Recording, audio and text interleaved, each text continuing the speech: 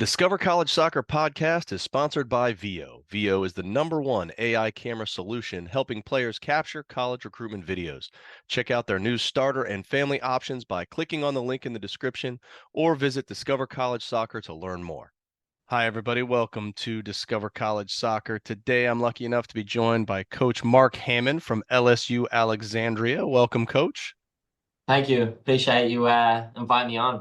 Yeah, I love to have you here. Really appreciate it. We're talking it's May 10th, and I mean your students may have been may not even be there anymore for the year. Who knows? But how is it in terms of your recruiting? Are you all done with 24? Are you still trying to find those last one or two? What's your calendar kind of look like right now from a recruiting perspective?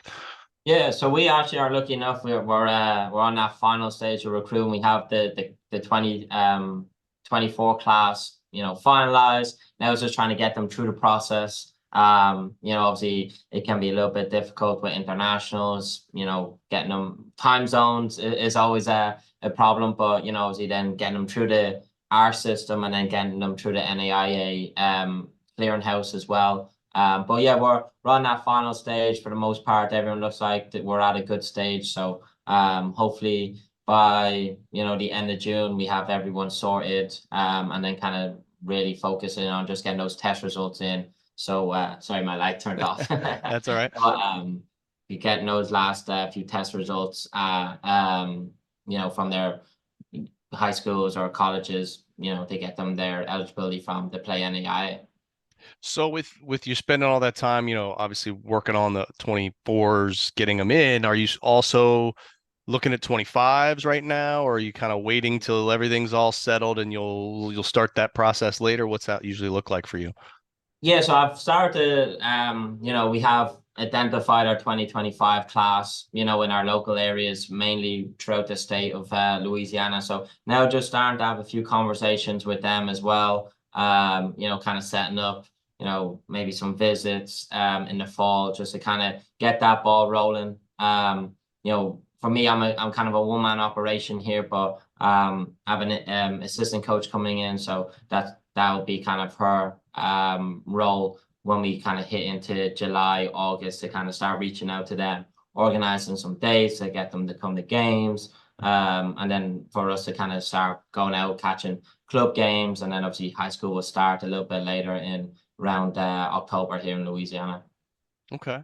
Well, you mentioned, getting international players through and you look at your roster and there's quite a bit of those on there. So how does that work for you? Or is it a lot of video, a lot of back and forth? I guess what's your ideal mix when it comes to domestic international recruiting? Yeah, we definitely like to keep a nice mix. Try and keep it around, that 60-40, don't want to have a full international roster or anything like that. But it's been lucky enough throughout the last few years coaching, I've been able to connect with some great recruiting agencies and some great agents that I typically take a player or two off them every year, and they haven't led me wrong or anything like that. So we've built a lot of trust with a few agents, and they'll send me their video, kind of have it, break it down, watch it. Obviously then we kind of talk about with the agent what scholarship package they are looking for. And then it's usually 2 to 3 Zoom calls, with the player just to kind of initial meet and greet, let them ask their questions about the university. And then kind of the next time we meet is kind of like what we talk a little bit more about, what the financial side of package is, what, their ultimate goals are for their experience in the US. And then typically the last one, I can have them call, a couple of our, leaders or senior players in the squad so they can talk to, the current roster and kind of get a better idea of who I am, and obviously getting a better perspective of what the student athlete experience is like at our university as well. Okay. Well, in terms of domestic recruiting, I mean, you talked about some of the local players, but where is it that you like to recruit domestically? What are some of the events that you like to get to each year? Kind of where's your focus lie when it comes to domestic recruiting? Yeah, we have a really strong, strong soccer culture in Louisiana. I think it's growing, and there's a lot of top quality female players in the state. So typically, we have a local tournament that one of the coaches, Greg Como, host is called the Rebel Cup. That's in Alexandria. So typically try and get out there to watch the games in that one. And then down in Lafayette, there's also the EIL tournament that we always try and make it down there. We're pretty connected with the Lafayette based club, Crew Rush. So Dave is the girls director, and he definitely knows every female player in the state, and definitely is always pushing players who are the right fit for us. Obviously he talks to the girls in his club, and who's looking for a smaller school vibe, who's looking to be in a development program, or who's looking to kind of make an impact from the start. So those are the two main ones that we like to attend. Obviously then there's State Cup, President's Cup that we hit on the club side later on in the spring as well. Okay. Well, whether it's international, domestic, whatever the case may be, kind of what makes up the hierarchy of things that you're looking for in a player, whether that's on the field attributes or off the field stuff. Yeah, and that's key for me. I don't really recruit in positions. Obviously, we will identify some key areas that we need to improve on, but we're looking firstly to bring in some good people. Obviously, in college soccer, you spend every minute of every day with your teammates and the coaching staff. So we want to make sure that we bring in the right person that fits our program and what our program goals are. But in terms of what we look for a player, depending on different positions, but we obviously want to see someone who has technical ability. We're looking for people that physically are ready to play at the level. And then obviously like people who can showcase high soccer IQ. So when we have those Zoom calls, we're talking tactics and kind of getting an idea of what their soccer IQ is. Obviously sometimes with the program that we have, we want to develop players in our program. So sometimes we do take a player or two every year that might need that 1, 2, 3 semesters of development in our program, in our training system before they can really expect to kind of break into the team. So we definitely look at identify players as, oh, this could be someone who after a few reps, few semesters with us could be make an impact in sophomore, junior, or senior season. Okay. Well, in terms of your roster and recruiting makeup, is there a roster size that you're trying to hit each season? Yeah, we like to keep it around 30. For me, obviously, in the NAIA, in the postseason you have a 24 woman roster, so we kind of keep it around 30. On game days, we only announce a 24 squad roster for each game, so it is tough leaving 6, 7 girls out each game. But for me, I think that helps with keeping training honest, keeping the intensity and the integrity in training. Is like you're not pushing yourself each and every day, the squad roster will reflect that. And obviously the season's so short, it's intense, injuries happen, suspensions happen. So having that little bit of a leeway where squad's a little bit bigger, where 1 or 2 injuries or maybe a suspension here and there doesn't hurt the squad dramatically either. Yeah, well, that makes sense. All right, well, let's talk a little bit more about the school. So obviously the name says it all, right? LSU, Alexandria. So you're part of the LSU system, but kind of a branch campus. So Yep. what are some of the benefits of that setup? Because it's different to a lot of schools. So what have you found to be? I mean, you're an alum, so you have some Yeah. good insights into this. So tell me some of the awesome things about the school and talk to me a little bit more about that whole relationship as a branch campus. Yeah. So one being a branch campus, the biggest benefit of us is that your degree is still coming from LSU. However, doing at Alexandria campus, and the price definitely reflects in that. So we are one of the most affordable universities in in the country, to be honest, as well. Also, like for us, LSUA has been growing tremendously. We've doubled in size in terms of student body in the last 3 to 4 years. We're actually the fastest growing university in Louisiana. So there's a lot of good going on at LSUA. We have some great leadership in terms of not just our athletic director, but around campus. And I think the big benefit of what LSUA is that we are a smaller school, and we have that community aspect on our campus. I always tell recruits, if you're going to walk across campus, it's going to take you 10 minutes to walk from the cafeteria to the library, because you're going to see so many of your teammates, or you're going to see so many of your faculty or staff that will stop you and ask you questions and want to talk to you and engage with you. And I don't think you can get that at a lot of universities. Like, I always go back to the example of I graduated in 2018, left, went to St. Louis, came back, job interview here 3.5 years later, and I'm walking across campus doing a tour with Ethan Lipsey, who was actually one of my first professors when I got here, and two other professors. I graduated my degree in English, and two of the English professors came running across campus, running across the quad to give me a big hug, and they're asking me like, "Oh, how's your girlfriend, Alex?" And now we're married and stuff like that. So they remembered who I was, they remembered who my mom and dad were, and I think that kind of showcases what the benefits of LSUA is that the local community vibe on campus, where you're still getting a high quality education as well. It sounds like it. Well, speaking of education, one of the toughest parts is really balancing the demands of being a student and an athlete and trying to be successful on the field and in the classroom. So, what kind of support systems does the school have to really help student athletes be successful on both fronts? And uh, you know, what's kind of the focus to help them transition to be successful? Yeah.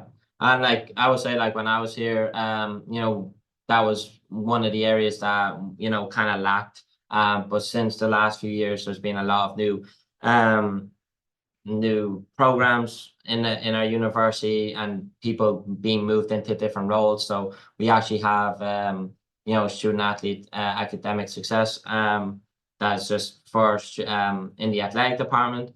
So that's Mackenzie Young. He was hired as just to kind of help the student athletes manage classes, be enrolled in the classes and stuff like that. And he was doing a really good job, and then he ended up having to step in and help out on the men's side, and now he's our men's head coach. But he's a big asset for the student athletes. I think all the student athletes love going to Mackenzie, and they can trust him to when they need help, when they need a little bit of guidance.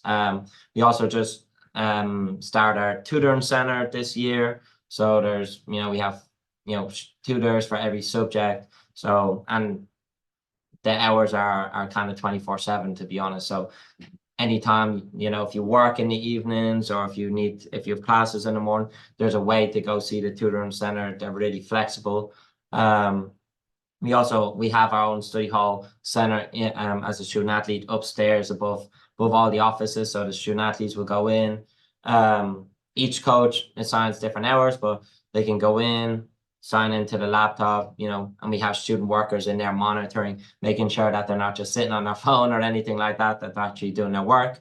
And then we have different programs throughout administration on campus, in terms of Dr. Beth Palmer, who is the next basketball coach. She is head of like the career center, so she loves working with student athletes and helping them set up for the next part of life. Obviously the game always ends, but after you leave college, we're hoping now you're going into the workforce and stuff like that. So Dr. Palmer is a great addition to our campus as well.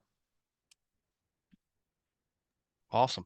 Well, let's talk, more about the day to day. So let's rewind it back to October, and you're in the heart of that conference schedule.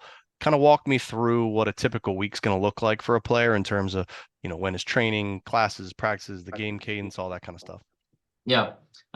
So typically on a Monday, we have weights 7 a.m. to 7:45. In terms of weights, it's more, strengthening programs, hip, hamstring, knee, ankle, strengthening and mobilization activities, not too crazy.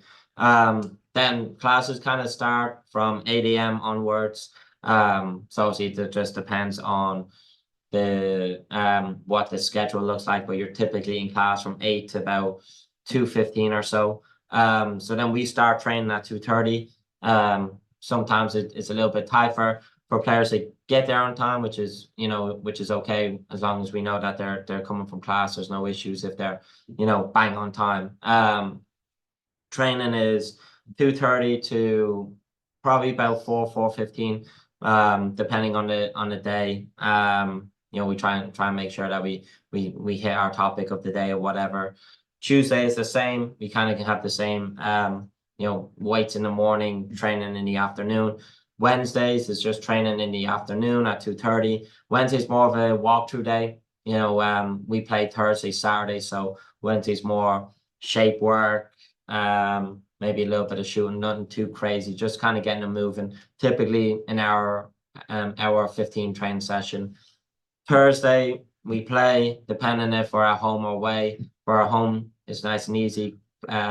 We excuse the players from class around 11 a.m., gives them time to have lunch. We meet typically about 11:45, and then we kick off at 1 p.m., which is tough because it's kind of the hottest part of the day. But, if you're in Louisiana, you know how tough that heat can be. But after that, men play after us. It's a double header.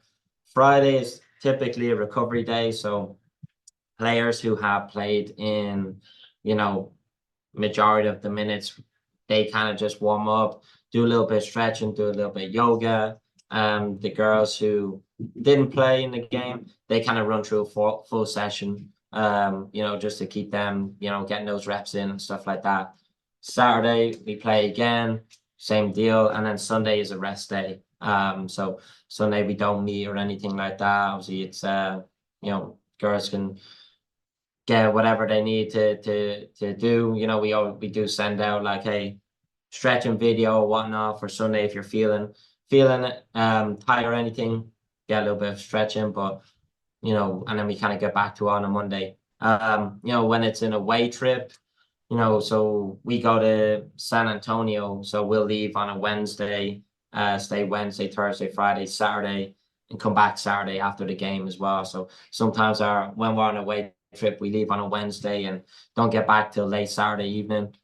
So it definitely is important for the student athletes to make sure that their time management, they're communicating with their professors to let them know that, hey, we're out of town for this time, and just so we're all on the same page. Okay, awesome. Well, let's talk a little bit more about the soccer side of things. I know you mentioned that you're kind of a one-man operation, but maybe have some staff coming on board. So what is the overall kind of staffing situation of the team, and maybe what other support staff are in the athletic department that are helping out with the team on a usual basis? Yeah, so we have a great administration, Tyler, our athletic director, and Claire, our assistant athletic director, are help with anything that we need in terms of, getting things organized and, helping with, just a general help with the student athletes as well. We have Chelsea, who is head of our communications in our athletic department. So she's writing stories, doing videos for the girls, hype videos, and coming to training and all that good stuff. So in terms of staff, we have a great bunch there. Myself and Mackenzie, our men's coach, we definitely lean on each other for different things. So sometimes I'll be working on something, he might come out to the session, just give me a hand with it, vice versa on that side. But our athletic department is growing. We're in a better place, so we have that. We've an assistant coaches for both programs coming in next year, which is going to be a huge help. But we have all the support that we have that we need. We have, in terms of, it's kind of like when soccer's going on, all the coaches, even the other sport coaches are all like all hands on deck. Anything you need, whether it's just someone coming to help organize some meals and stuff, all the other coaches are more than happy to help out. And I think that says a lot about our leg department, and kind of matches what our community like is on campus as well. But yeah, we're super excited for next season to have our assistant coach will be Bailey Tillison. So super excited to have her join our staff, and I think the girls are going to really benefit from working with Bailey as well. Yeah, awesome. Well, what about you as the head man? How would you describe your style of coaching and the style of play you're looking to implement there? Yeah, in terms of style of play, like I think that try and keep it somewhat European style. Obviously, that's why you see there's so many Europeans in the roster. We do try and build out, but don't get me wrong. If we're in a little bit of a sticky situation, I don't mind my center backs or defenders putting their foot through the ball. But we do try and build out. We do look to be as expansive as we can. Being aggressive when we have the ball to get our forwards players into the game. And for me, I always try and keep it kind of loose up top. I don't want to really handcuff footballers or soccer players. Want to let them go and express themselves. Obviously in the final third, it's if you give the ball away, I have no issue with it as long as you work hard to try and win it back. In terms of defensively, we definitely have what our triggers of what we look to kind of press on, and we have our system of where we want to force the ball and everything like that. It's a lot more organized, a lot more structured on the defensive side of things. But I think that the brand of football that we play is enjoyable to be it's a enjoyable style to play as a player.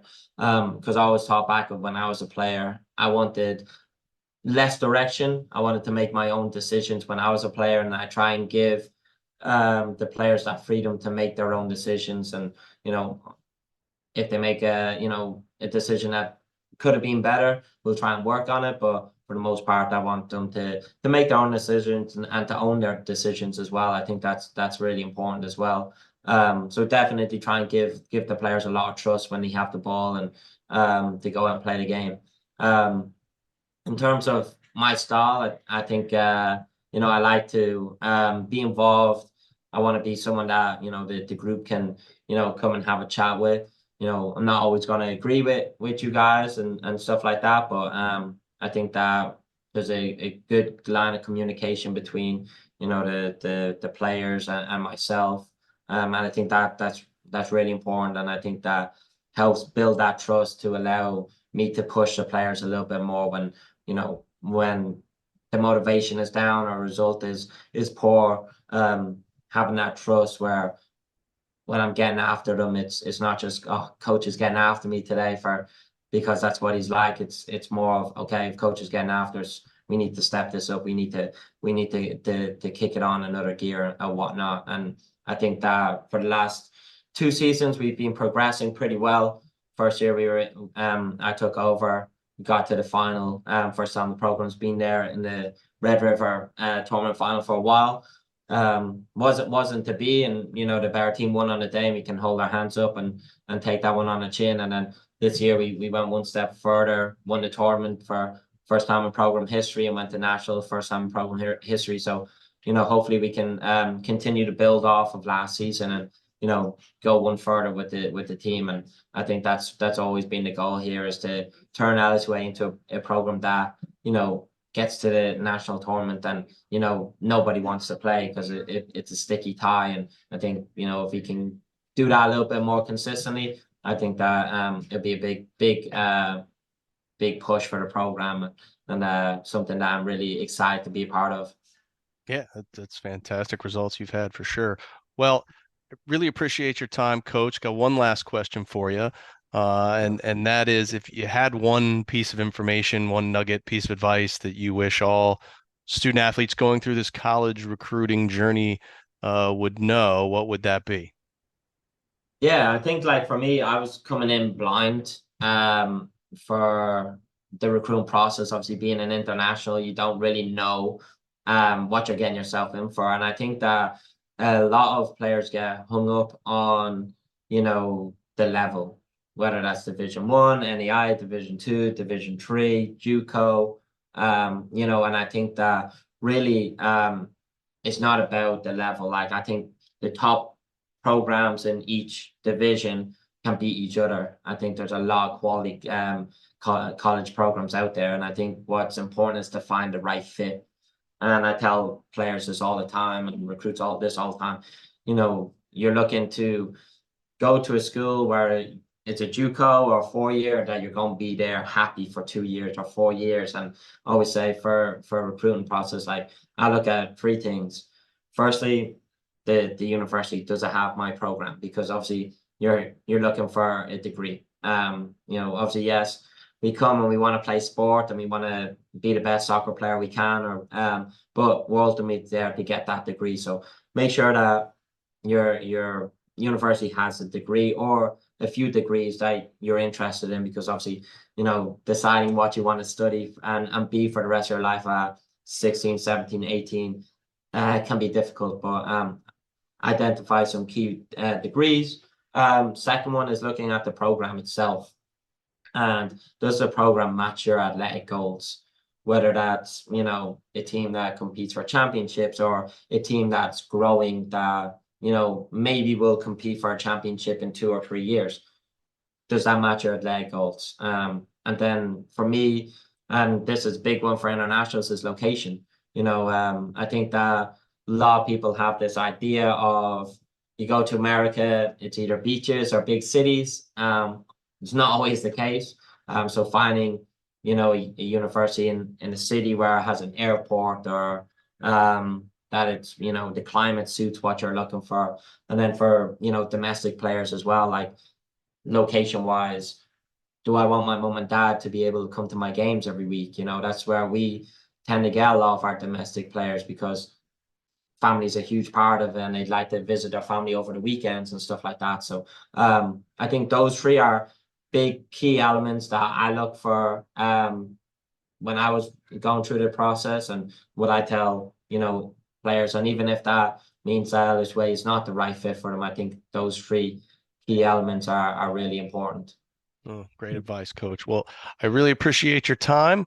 Wish you the best of luck as you go into the fall season, and hopefully you can make that repeat as conference champs and get back to the NAIA tournament.